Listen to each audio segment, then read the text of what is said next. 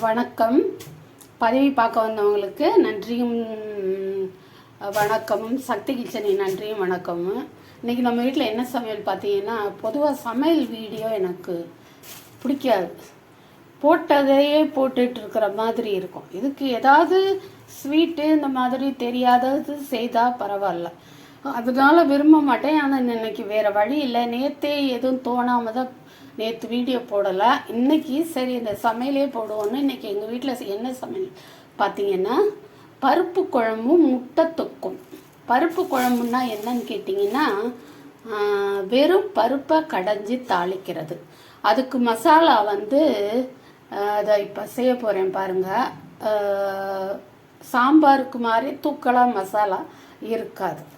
இப்போ தண்ணி கொதித்த பிறகு தான் பருப்பு போடணும். அதுக்காக தான் வெயிட்டிங்கு. இந்த மசாலாவை ரெடி பண்ணுறேன், அதை காமிக்கிறேன்.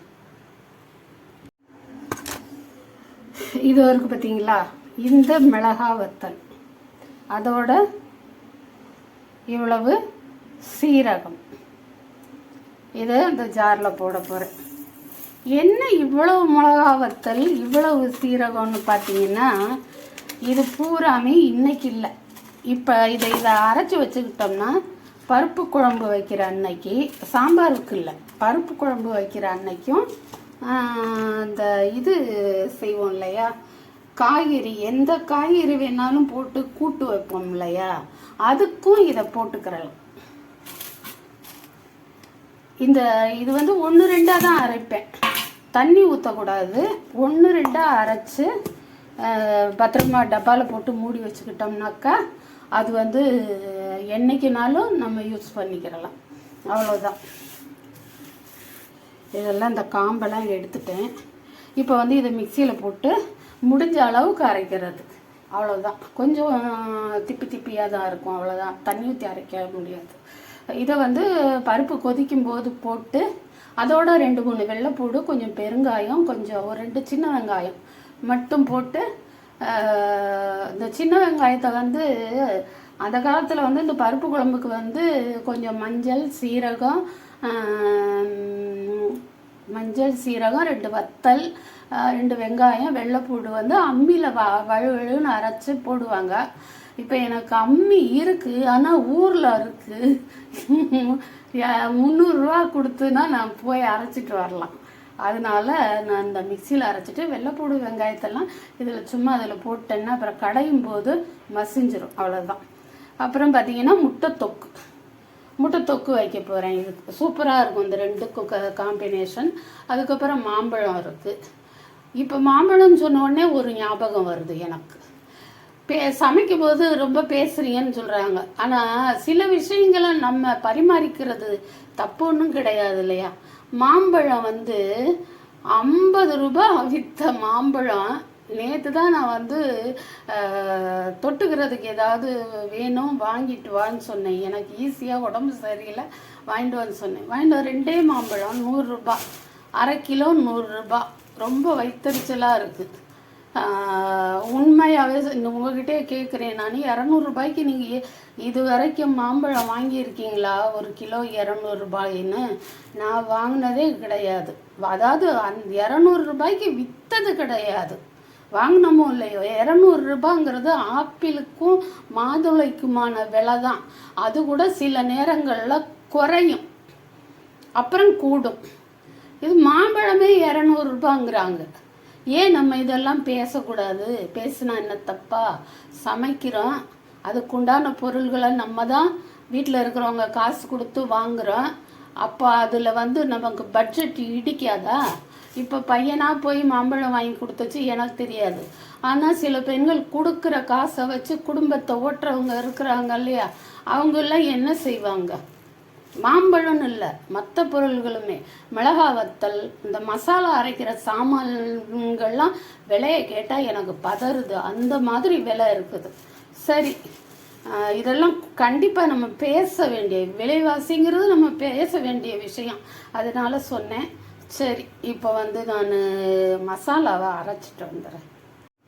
இந்த இருக்குது பார்த்தீங்களா, இந்த மாதிரி அரைச்சிருக்கேன். அவ்வளோதான் அரைக்கும், அதுக்கு மேலே அரைக்காது. இந்த மாதிரி அரைச்சிருக்கேன். நம்ம பருப்பு எவ்வளோ போடுறோமோ அவ்வளோவுக்கு கொஞ்சமாக போட்டுக்கிற வேண்டியதுதான். அப்புறமா டப்பாவில் போட்டு பத்திரமா வச்சுக்கிட்டோம்னா நம்ம பருப்பு போட்டு என்னென்ன கூட்டு வைக்கிறோமோ, பருப்பு புடலங்காய், பருப்பு பீர்க்கங்காய், பருப்பு முட்டைக்கோசு, பருப்பு சவுச்சவு, என்னென்ன காய்கறியெல்லாம் பருப்பு போட்டு கூட்டு வைக்கிறோமோ, இப்போ மிளகாய் நெடி ஏறிடுச்சு, அதிலெல்லாம் இதை போட்டுக்கிட்டோம்னாக்கா சூப்பராக இருக்கும். அப்புறம் 2 வெள்ளைப்பூடெல்லாம் நம்ம இந்த சின்ன உரல் வச்சுருக்கோம் இல்லையா, இடித்து போடுறதுக்கு, அதில் கொஞ்சம் போல் 2 வெள்ளைப்பூடு இதெல்லாம் இடித்து போட்டுக்கலாம். சரி, இப்போ நான் பருப்பை களைஞ்சி கொதிக்கிற தண்ணியில் போட்டு வர்றேன். இப்போ பார்த்தீங்கன்னா தண்ணி தளன்னு கொதித்த பிறகு நான் பருப்பை போட்டிருக்கேன். கொதிக்கிறதுக்கு முன்னாடி போட்டால் அடியில் போய் நின்றும் பருப்பு, அதுக்காக கொதித்த பிறகு போட்டிருக்கேன். இப்போ பருப்பு வேகுதா, இதில் நம்ம இந்த அரைச்சி வச்ச மசாலா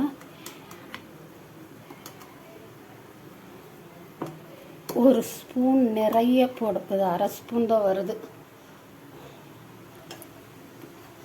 ஒரு ஸ்பூன் நிறைய போட்டுற வேண்டியது. வெறும் மிளகாயும் சீரகம், அவ்வளோதான். சாம்பாருக்கெல்லாம் இதை மட்டும் போட்டால் அவ்வளவு இது இருக்காது, உடைக்காது. இது நல்லாயிருக்கும் பருப்பு குழம்பு. இந்த வெள்ளைப்பூடு இதே மாதிரி ஒரு 2 வெங்காயமும் உரித்து போடணும். இந்த பக்கம் பார்த்திங்கன்னா முட்டை தொக்குக்காக முழு முட்டை வேக போட்டு வச்சுருக்கேன். அது வேகிறதுக்குள்ளே வெங்காயத்தெல்லாம் உரித்து நறுக்கி தக்காளி இதெல்லாம் காமிச்சிட்றேன். நான் முட்டை தொக்குக்கு எடுத்து வச்சுருக்கிறது பார்த்திங்கன்னா 2 தக்காளி. உங்களுக்கு தொக்குக்கு தக்காளி எவ்வளோ வேணாலும் போட்டுக்கிடலாம், அது நல்லா நிறைய தொக்கு வரும். ஆனால் தக்காளி அதிகம் யூஸ் பண்ண மாட்டேங்கிறதுனால 2. அப்புறம் முட்டைக்கு சாதாரண மசாலா தான், நம்ம சிக்கன் மசாலா மட்டன் மசாலா போடலாம். நான் சாதாரண வீட்டு மசாலா தான் போடுவேன்.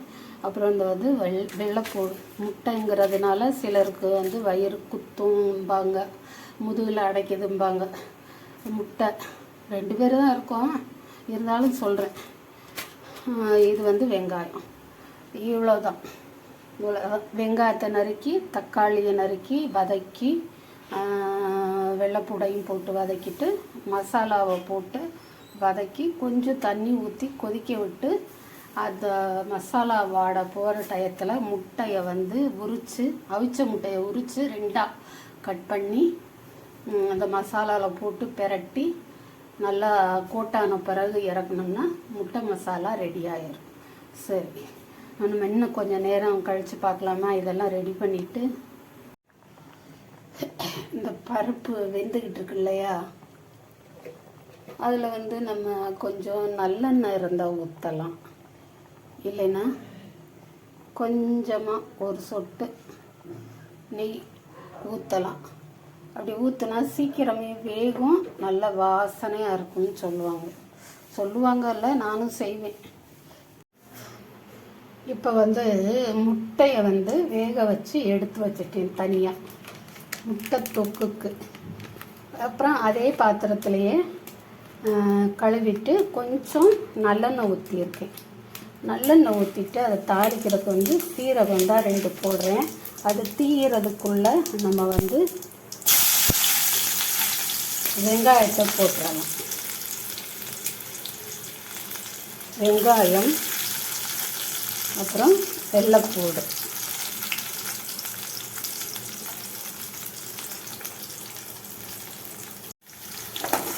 இது நல்லா வதங்கணும். வெங்காயம் பார்த்திங்கன்னா நல்ல பொன்னிறமாயிருச்சு. இப்போ தக்காளியை போட்டோம்.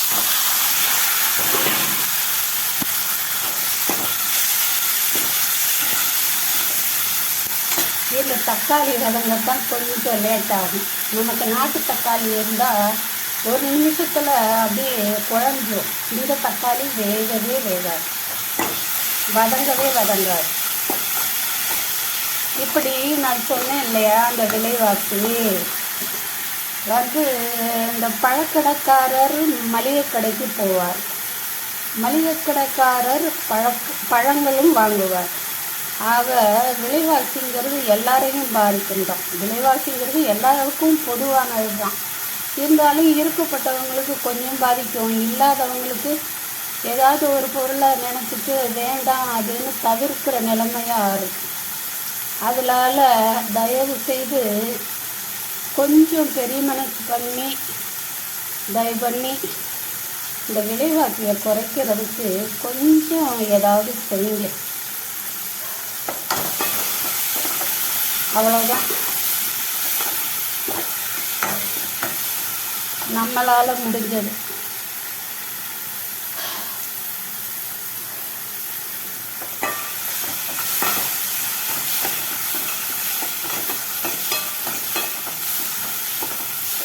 தக்காளி வதங்கட்டும். தக்காளி வதங்குதோ இல்லையோ சட்டியோடு ஒட்டிக்கிருக்கு. இப்போ என்ன செய்வோம், இந்த மசாலாவை எடுத்து வச்சதை போட்டுருவோம். போட்டுட்டு சும்மா ஒரு லேசாக கிண்டி விட்டு அந்த தக்காளி வெங்காயத்தில் ஒட்டுற மாதிரி செஞ்சுட்டு நம்ம கொஞ்சம் தண்ணி ஊற்றி அதை கொதிக்க விடுவோம்.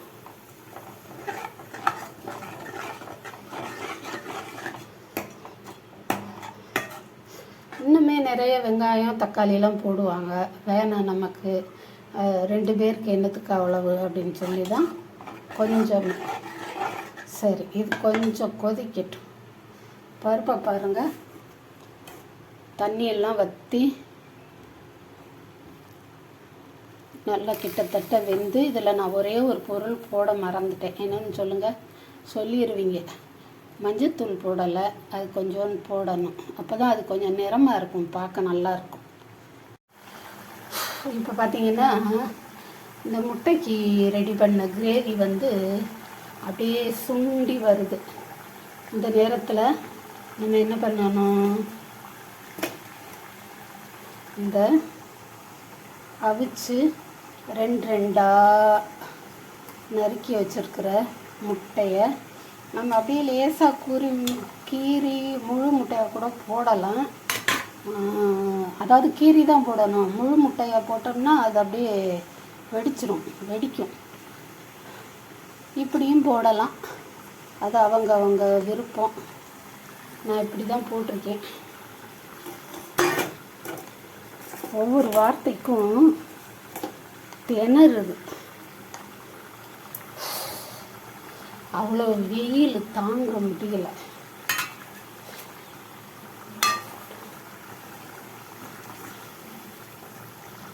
நம்மெல்லாம் ஏசியில் வாழ்கிறவங்க இல்லைங்க. கரண்ட்டு போச்சுன்னா கொஞ்சம் காத்தாட வெளியில் போய் உட்கார்ற கூட்டம். இது ஹையில் இருந்துச்சுன்னா அடியில் பிடிச்சிரும்.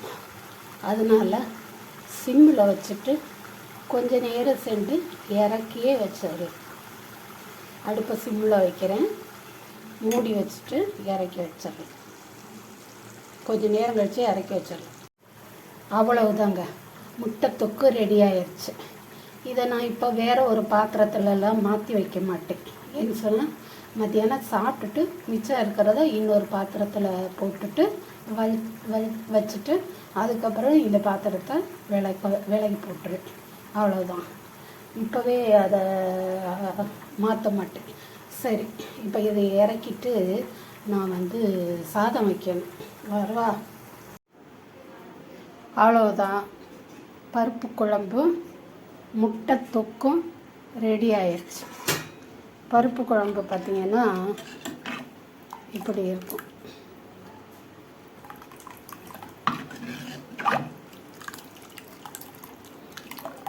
சாம்பாரோட இதில் தான் அந்த அளவில் தான் இருக்கும். ஆனால் காய்கறிகள் போடாமல் புளி எதுவும் சேர்க்காமல் செய்கிறது பருப்பு குழம்பு.